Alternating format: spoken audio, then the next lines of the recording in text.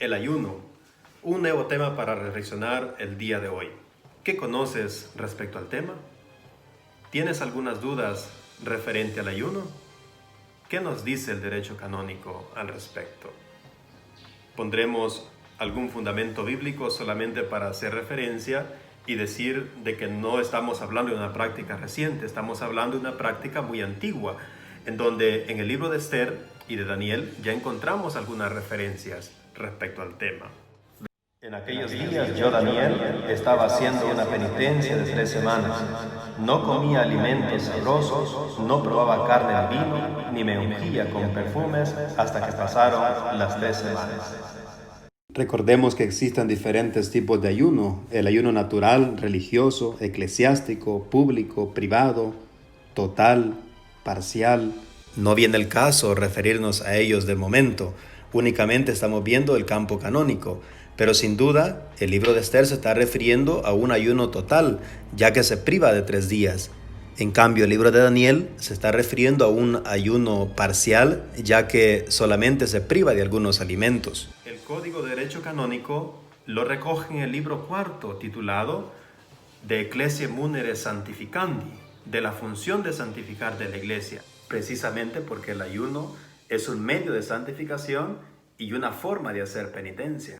En el derecho antiguo, este tema se recogía de manera general bajo el título de la abstinencia y el ayuno, porque eran las únicas formas de hacer penitencia. En cambio, el derecho actual es un poco más amplio, permite otras formas de hacer penitencia y dentro de ellas está el ayuno y la abstinencia. Y cada conferencia episcopal, por supuesto, puede dictar otras formas de hacer penitencia. Cada obispo en su diócesis puede también dar algunas formas de penitencia, incluso el párroco.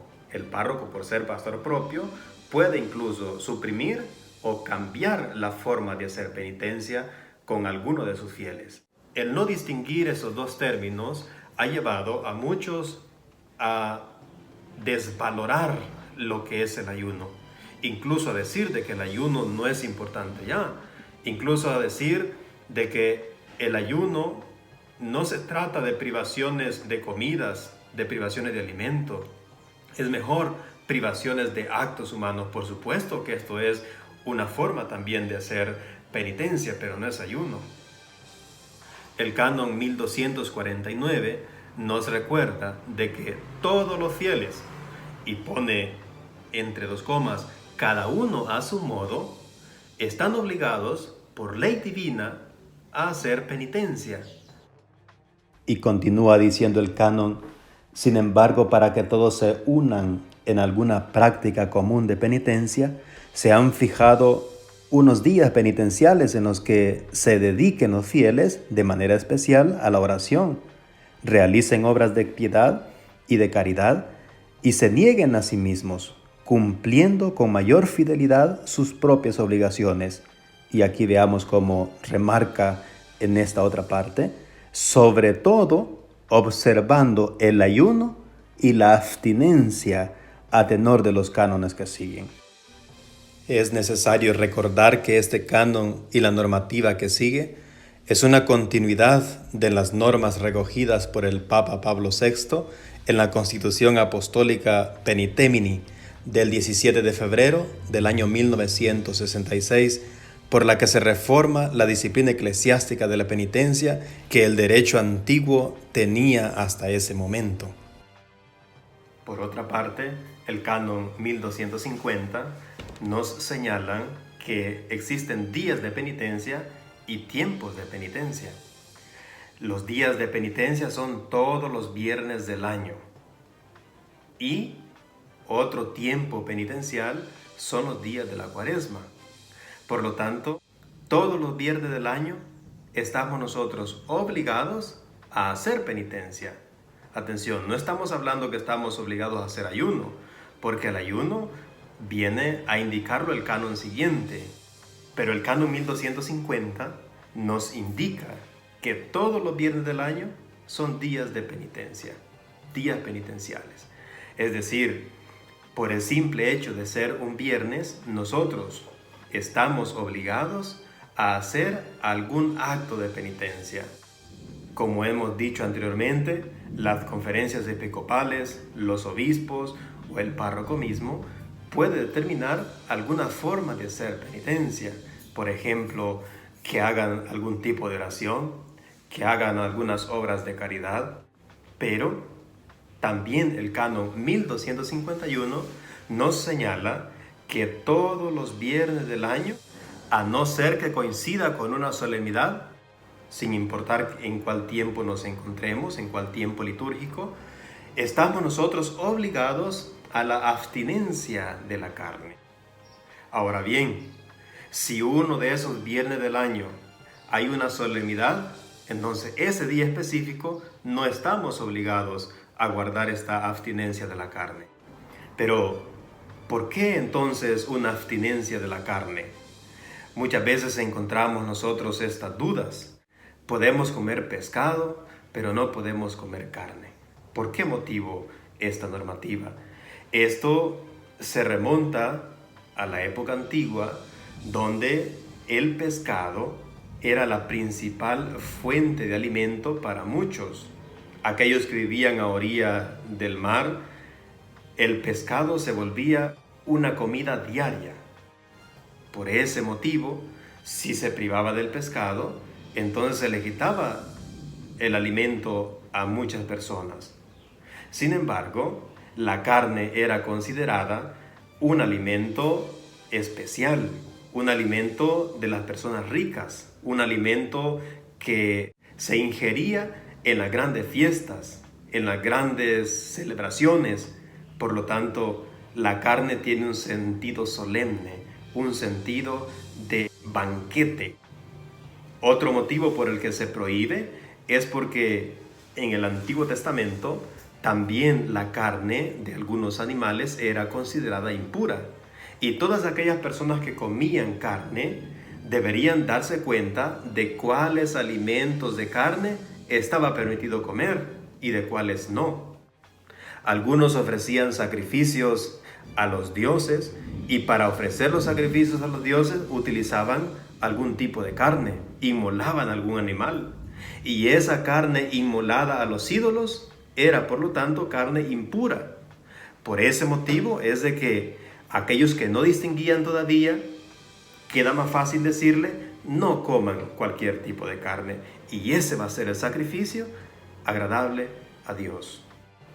Por ese motivo es de que también la legislación toma como referencia este hecho para prevenir de que alguien coma de aquella carne que no está permitida, incluso involuntariamente, pueda cometer una falta, pueda cometer un pecado. Por eso mismo es de que al inicio la invitación es para privarse de comer todo tipo de carne.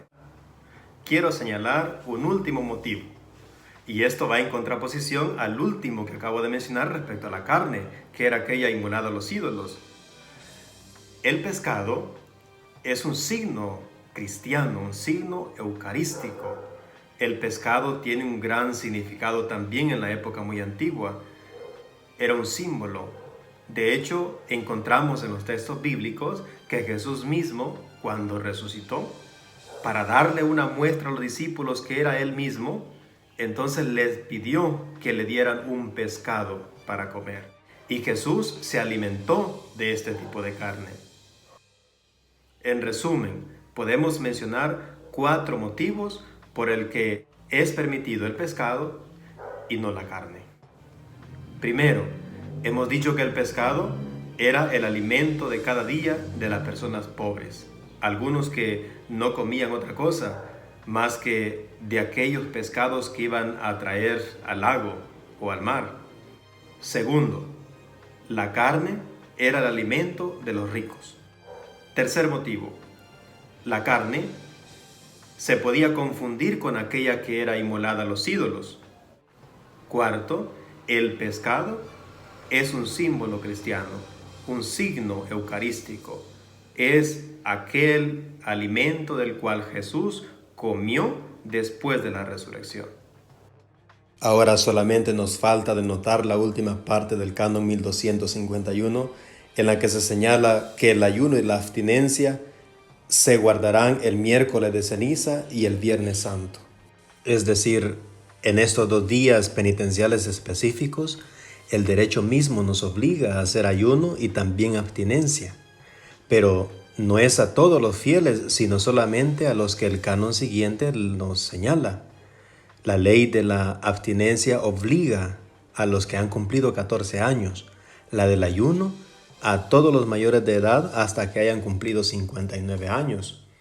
En otras palabras, los que todavía no tienen 14 años no están obligados a guardar abstinencia, ni mucho menos el ayuno.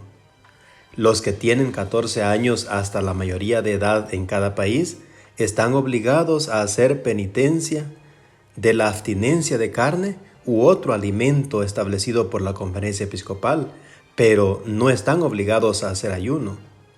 En gran parte del mundo se aplica la mayoría de edad a los 18 años, aunque en algunos países puede ser antes de esta edad y en otros a los 21, como por ejemplo algunas regiones de Estados Unidos, en Singapur y Madagascar.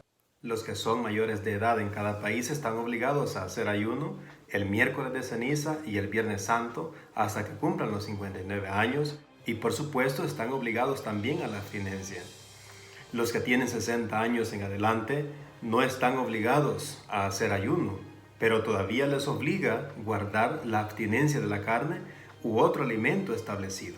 Si tienen alguna duda pueden dejarla en los comentarios para responderles y no olviden suscribirse para que les llegue la notificación de los próximos videos. Hasta pronto.